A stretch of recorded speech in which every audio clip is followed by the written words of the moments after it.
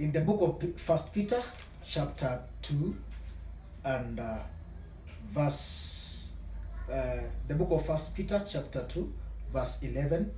We are going to read around 2 verses, verse 11 and 12. That's where our reading is going to be God today. First Peter, chapter 2, from verse 11. This is what my Bible says.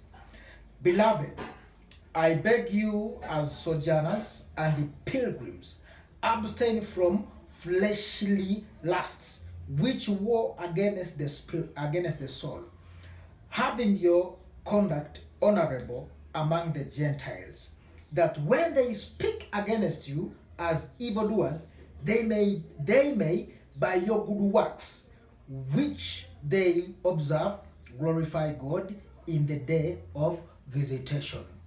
Praise the name of the Lord. Now, this was Paul trying to elaborate and trying to elaborate to his generation by that time what a Christian is and what a Christian should be to the society. What a Christian is and what a Christian should be to the society. Failure to understand who you are, it is what creates a lot of weakness in the life of a Christians.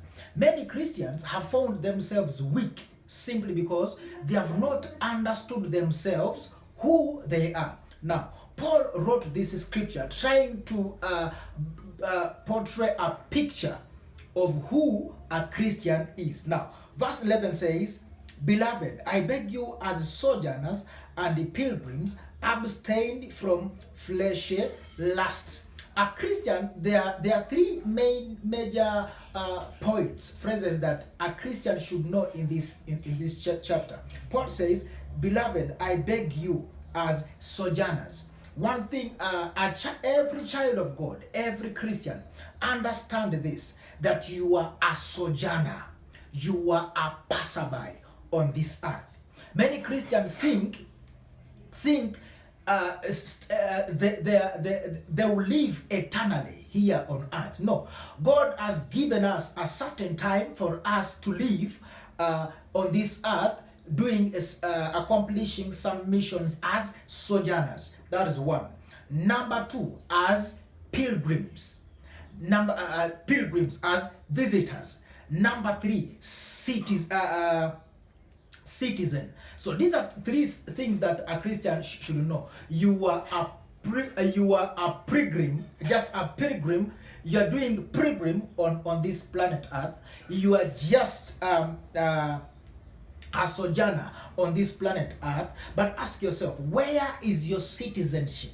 Here on earth, we are just pilgrims. We are just sojourners. But our eternity is not found here.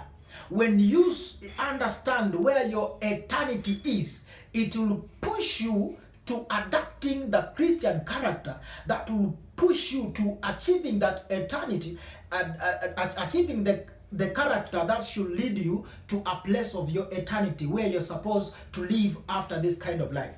And by you living that kind of character, it is what will attract other people in the world who are living in evil characters with evil behaviors to adopt your system, to adopt the character of a heavenly citizen. Because for us, our citizenship is in heaven. Every Christian, every child of God, understand that your citizenship is in heaven, and your character, your behavior speaks much of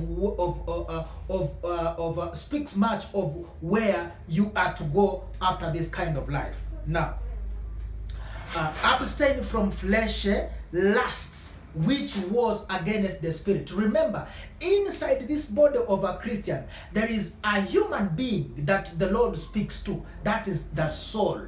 That is the soul. When you live a character that is contrary to the Christian character, there shall be always war amongst the body and the spirit within you.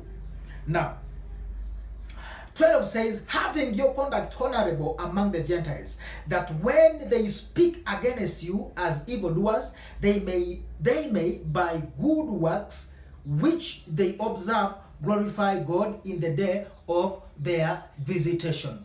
May the Lord help you that you may live a character that shall please the Lord, a character that shall influence others to live the kind of life that you live, that you may enter eternity, which is heaven. May the Lord bless you.